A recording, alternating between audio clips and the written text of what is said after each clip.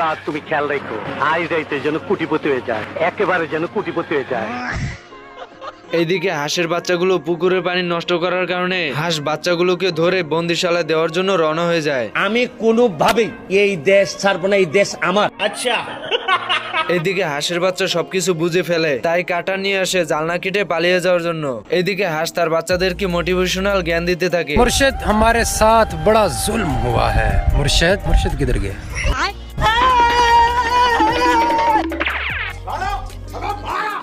হাঁস দরজা ধাক্কাধাক্কি করার কারণে পিচ্ছে হাঁসগুলো পাপস টান দিতে হাঁস উল্টে পড়ে যায়। তুমি কি পাগল হইলে না মাথা খারাপ? হাঁস তো রেগে গিয়ে দরজার ফাঁক দিয়ে মাথা ঢুকিয়ে দেয়। আর এদিকে পিচ্ছে হাঁসগুলো তো কামান নিয়ে বসে রয়েছে হাঁসকে বোম দিয়ে উড়িয়ে দেওয়ার জন্য। বারবার শুধু আমার উপরে।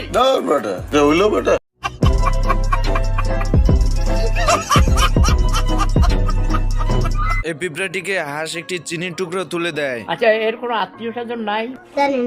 চিনির টুকরাটাকে নিয়ে পিঁপড়া তার রাজার কাছে চলে যায়। এখানে কি হচ্ছে? তোর আগে গেছিলাম, তুই গাড়ি খেয়ে মদ চালাইছিস। চিনির টুকরো দেখে সব পিঁপড়া এক জায়গায় জড়ো হয়ে যায়। ঢোলের আওয়াজ পেয়ে সব পিঁপড়া এক জায়গায় জড়ো হয়ে হাঁসের বাড়ির দিকে রওনা হয়। এদিকে হাঁস পিঁপড়াকে চিনি দিয়ে চিন্তায় পড়ে যায়, কারণ পিঁপড়া তার দলবল সহকারে হাঁসের বাড়িতে চিনি নেওয়ার জন্য চলে আসবে।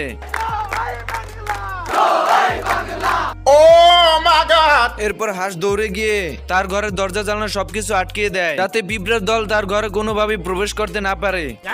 এরপর সব দরজা জানলা আটকিয়ে খাবার দাবার লুকিয়ে জানালার সামনে চলে আসে বাইরে পিঁপড়া আছে কিনা তা দেখার জন্য। বন্ধুরা, ভিডিওটি ভালো লাগলে অবশ্যই লাইক কমেন্ট শেয়ার করে দিও, আর পার্ট 2 দেখতে অবশ্যই কমেন্ট বক্সে জানাবে।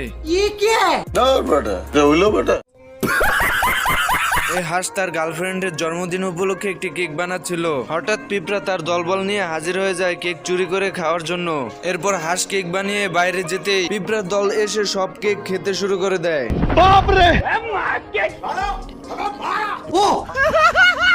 পিঁপড়া হঠাৎ উপর দিকে লক্ষ্য করতেই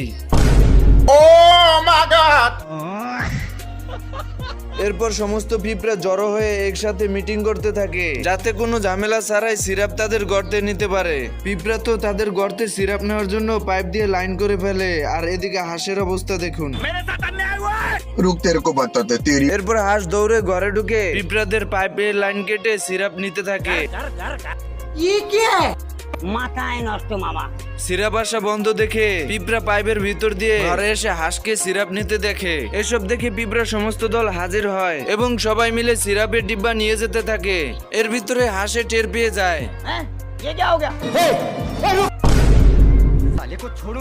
এরপর হাঁস পিঁপড়ার সঙ্গে না পেরে তাই 2 নাম্বারি করে বোম দিয়ে পিঁপড়াদেরকে উড়িয়ে দিতে যায়। হাঁস বোমায় আগুন ধরিয়ে চেক করতে গিয়ে দেখে নিজের ফান্দে নিজেই পড়ছে। भारी मिस्टेक हो गया सर। হাঁস তো চাঁদের দেশে চলে যায়। এদিকে পিঁপড়ার অবস্থা দেখুন।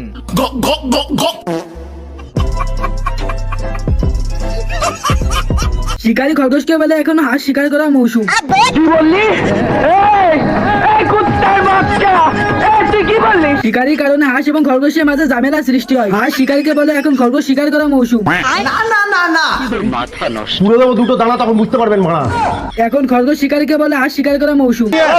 তুই জানোস না ওই সাংবাদিক আমার ন্যাংটা ছবি তুলছে।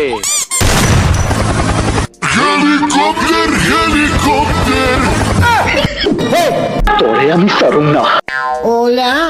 आतंक का दूसरा नाम बाबू भाई। 2 साल 20 रॉबरी, फिर भी कोई नहीं जानता हम कौन है और करते क्या है। समझ में आया? খরগোশের কারণে শিকারী ভয়ে হাঁস তাকে ফায়ার করতে বলে। লোকটি ভয়ে গেটটি খুলে পালিয়ে যায়। এইদিকে ভিতর থেকে একটি দানব আকারের ষাঁড় বেরিয়ে আসে এবং ছোট্ট কুকুরকে দেখে দাঁড়িয়ে যায়। আমি তোর সিলমাইরা দিমু। তুমি কি পাগল হইলে না মাথা খারাপ? এইদিকে ষাঁড় ছোট্ট কুকুরকে পাত্তা না দিয়ে বড় কুকুরের কাছে চলে যায়। আর বড় কুকুর ষাঁড়কে পেয়ে ম্যাজিক দেখানো শুরু করে দেয়। আসুন আমাদের গাড়ির নিকট, দেখুন আমাদের মলমগুলো। গাছের পাতা সবুজ, গাছের পাতা সবুজ। कैसा लगा मेरा मजाक? আমার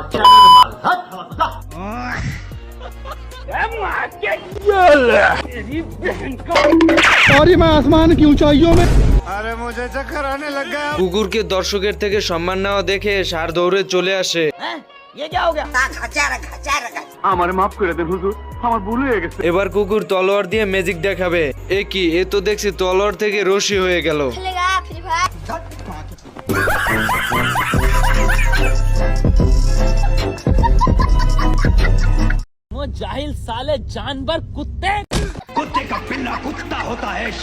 পুলিশের গাড়ি যেহেতু যশোর রোড দিয়ে চলতেছিল, এজন্য অতিরিক্ত ঝাঁকুনির কারণে এই দুইটা বলদ নিচে পড়ে যায়।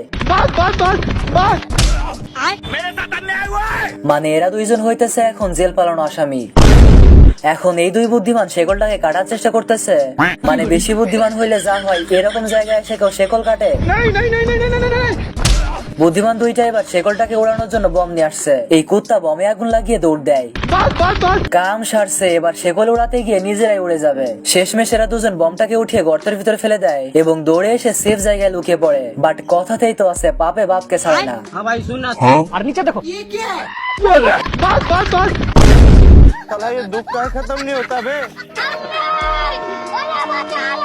বলদ দুইটা দৌড়ে এসে হাত উঁচু করে দাঁড়িয়ে পড়ে। আর কোনো সমস্যা নেই বুঝতে পেরে হাত নামায়। हा हा हा